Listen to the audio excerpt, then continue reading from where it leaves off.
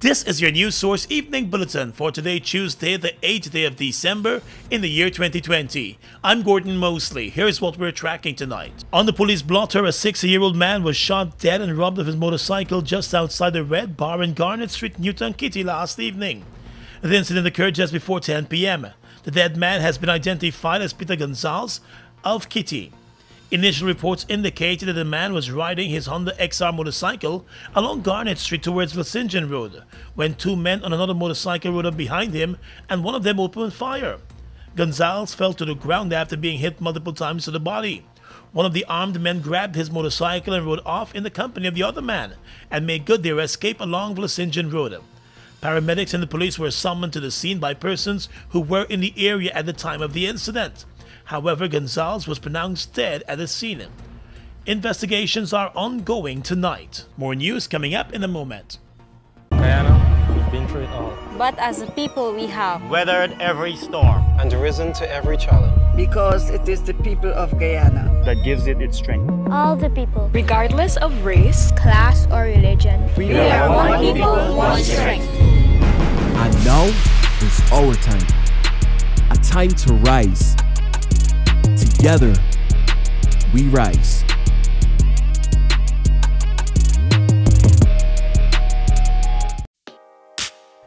Mobil Special and all other Mobil lubricants are distributed by Sol Guyana Inc. Mobil Special and all other Mobil lubricants are distributed by Sol Guyana Inc.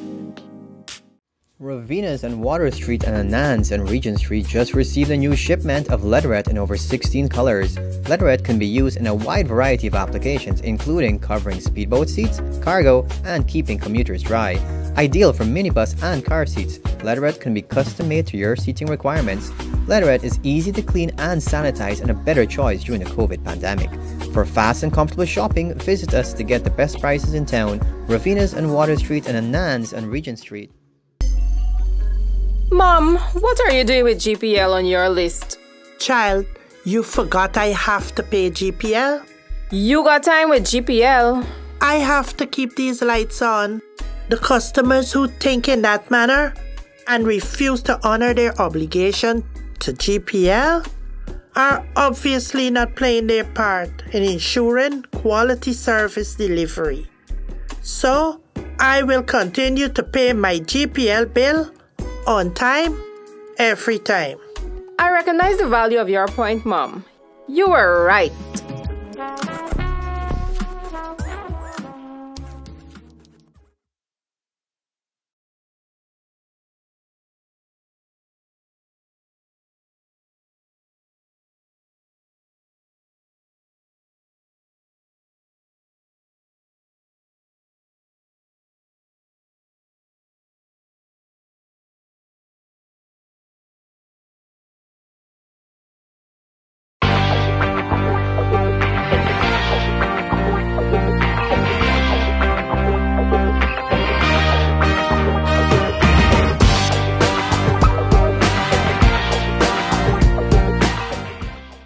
Many wishes for Christmas.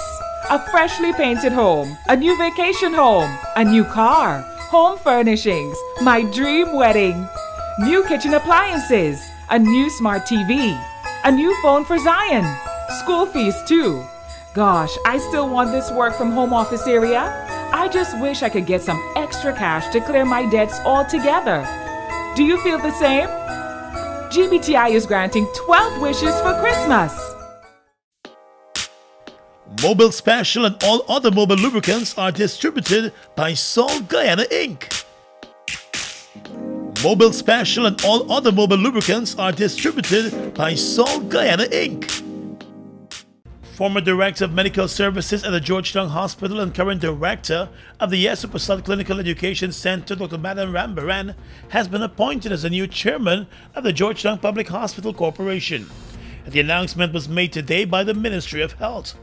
The other members of the board are Chartered Accountant Harry Ram Parmesar, Ministry of Health Permanent Secretary Malcolm Watkins, Medical Association Representative Dr. Amarnath Duki, Director of Medical Services at the Georgetown Hospital Dr. Fawcett Jeffrey, Deputy UG Vice Chancellor Dr. Emmanuel Cummings, Nurses Association Representative Cleopatra Barcoy, GPSU Representative Dawn Gardner, and Georgetown Hospital CEO retired Brigadier George Lewis. The new board will serve for a period of 1 year, with its term coming to an end at the end of November 2021. A Ministry of Finance representative is still to be named to the board at the Georgetown Hospital. Let's tell you now that longtime career diplomat and former Director General of the Ministry of Foreign Affairs, Ambassador Elizabeth Harper, has been appointed as the new Permanent Secretary for the Ministry, replacing Ambassador Audrey Waddell.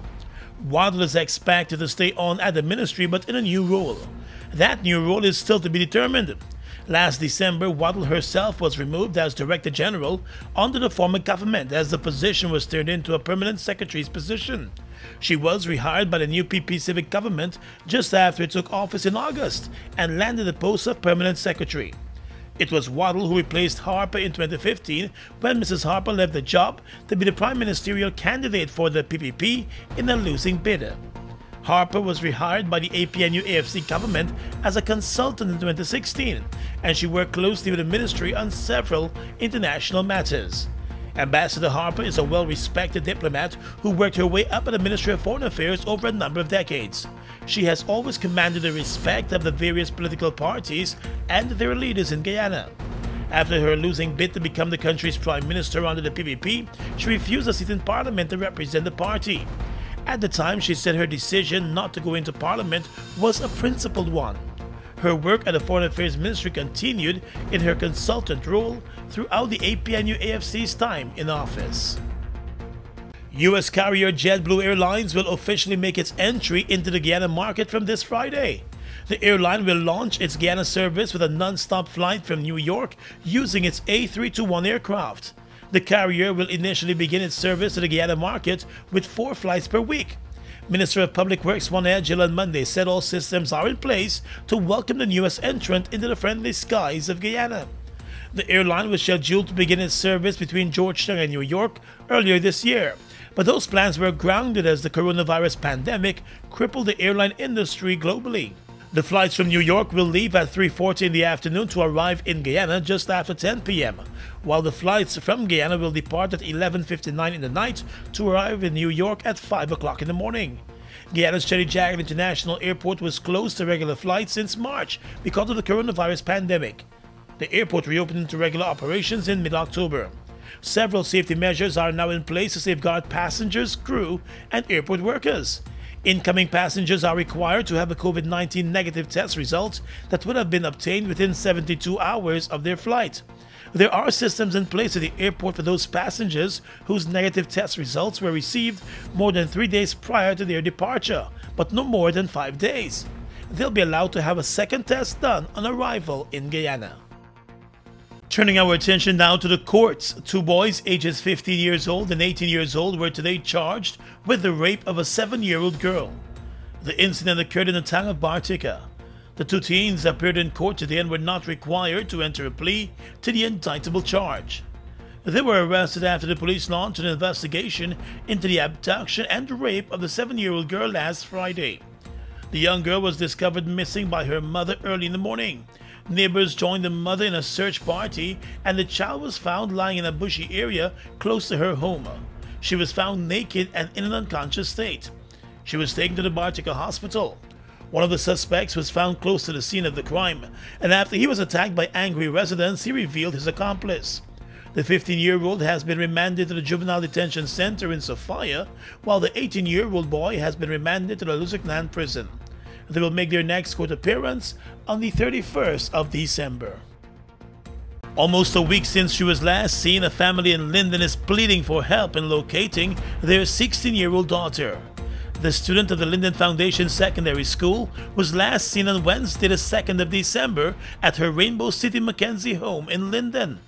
Her mother, Nichelle Fable, told News Source that she left her daughter Trinity Carew at home last Wednesday as she visited the market in the area.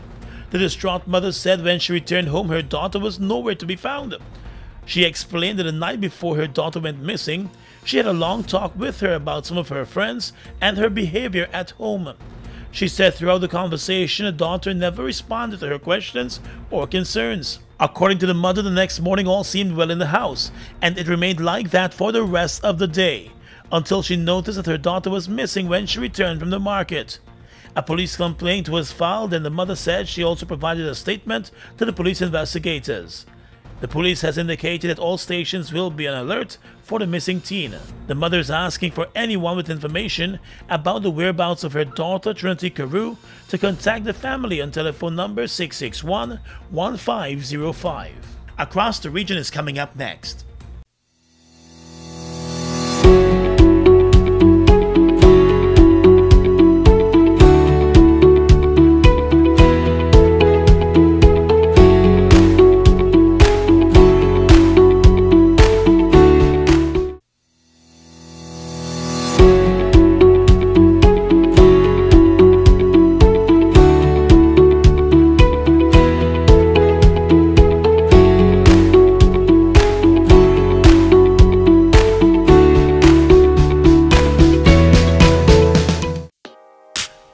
Delvac and all other mobile lubricants are distributed by Salt Guyana Inc. Mobile Delvac and all other mobile lubricants are distributed by Salt Guyana Inc.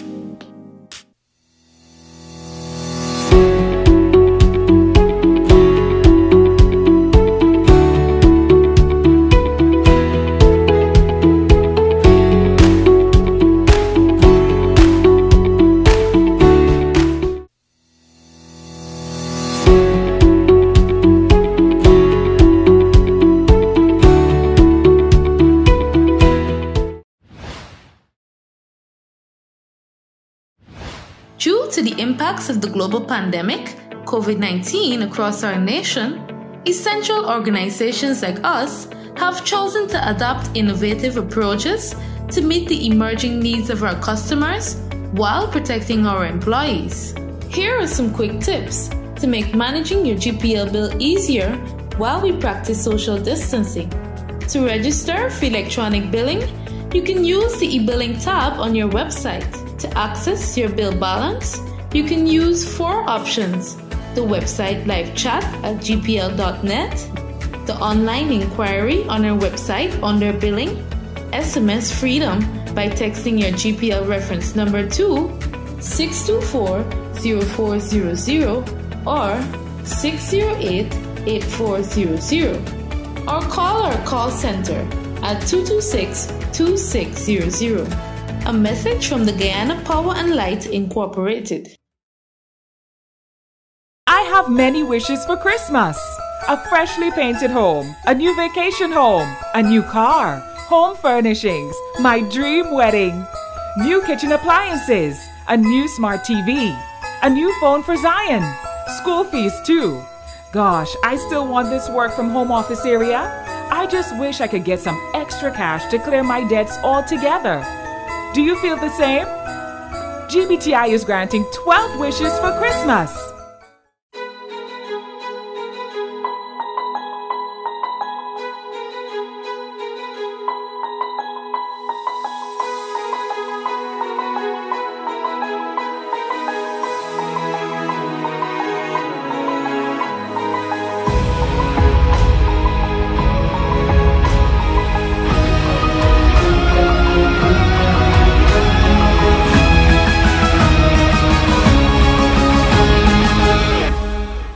We are legions of men standing strong, but never too proud to stoop and help someone. We must send a clear signal to all.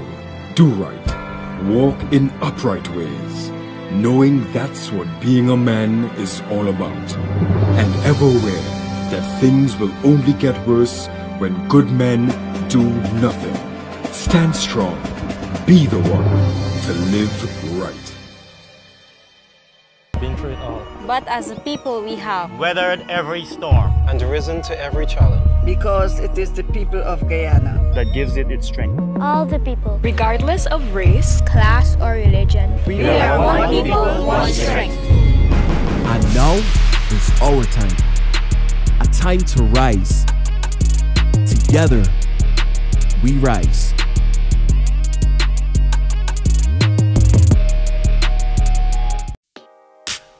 Mobil Delvac and all other mobile lubricants are distributed by Salt Guyana Inc.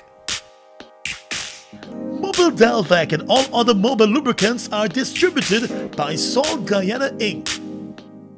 Across the region right now, Brazil's government will offer the COVID-19 vaccines to all Brazilians free of charge. Once health regulator Anvisa gives it scientific and legal approval, President Jair Bolsonaro has said. In a post on his Twitter account, Bolsonaro said the economy ministry has assured him that there will be no shortage of resources to administer the vaccine to everyone who wants one. His tweet came shortly before the president of Sao Paulo's Butantan Institute Biomedical Center said all necessary data for the CoronaVac vaccine developed by China's Sinovac Biotech Limited has been or will soon be sent to health regulator Anvisa. He expects Anvisa to approve it, regardless of the political storm between Bolsonaro and Sao Paulo governor over competing vaccines. Brazil has the world's third highest coronavirus case count at more than 6.6 million cases, and the second heaviest death toll of more than 177,000. In Jamaica, U.S. authorities have admitted that China's role in the Caribbean remains a talking point in discussions on a range of bilateral and other issues of national interest among the U.S. and its regional partners. Chargé d'Affaires at the U.S. Embassy in Kingston, John McIntyre, said the role of China in the region formed part of the 3rd of December Jamaica Strategic Dialogue between the U.S. and Jamaican officials. The dialogue was led by U.S. Undersecretary for Political Affairs David Hale and Kamina Johnson-Smith, Jamaica's Foreign Affairs and Foreign Trade Minister. Quizzed about U.S. security concerns about Chinese technology giant Huawei and its 5G technology, the U.S. official said the U.S. would not dictate to any sovereign country what decisions should be made in terms of its acquisition. And finally tonight, international news. U.S. regulators have confirmed that the Pfizer-BioNTech COVID-19 vaccine is 95% effective, paving the way for it to be approved for emergency use. The Food and Drug Administration found no safety concerns to stop approval of the vaccine. It is the first time this level of detail for the vaccine, which the UK has already started using for mass vaccination, has been published. The FDA will meet on Thursday to make a formal decision. The agency is yet to approve the vaccine, but has published a document stating that the trial was consistent with the recommendations set out in its emergency use guidance. The UK's regulatory body, the MHRA, approved the vaccine last week, and the first person got their vaccine earlier today. And that's your News Source Evening Bulletin for tonight. I'm Gordon Mosley, reporting.